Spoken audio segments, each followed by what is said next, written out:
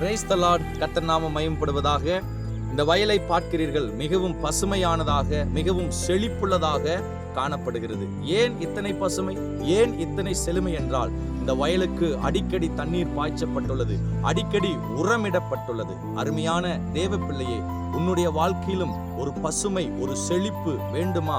பரிசுத்த ஆவி என்கிற தண்ணீரினால் நீ அடிக்கடி நிரம்ப வேண்டும். வேத வசனம் என்கிற உரத்தினால் அடிக்கடி உன் இருதயத்தை நீ நிரப்ப வேண்டும். இந்த 2 அனுபவம் உனக்குள் காணப்படுமானால் இந்த வயலை போல உன்னுடைய வாழ்க்கையிலும் ஒரு பசுமை, இந்த வயலை போல உன்னுடைய வாழ்வும் ஒரு செழுமை உள்ளதாக மாறும். ஆகவே இன்றே பரிசுத்த ஆவி என்கிற தண்ணீரில் நிரம்புவோம்.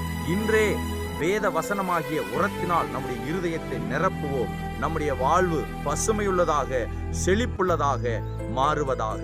ஆமென், ஆமென்.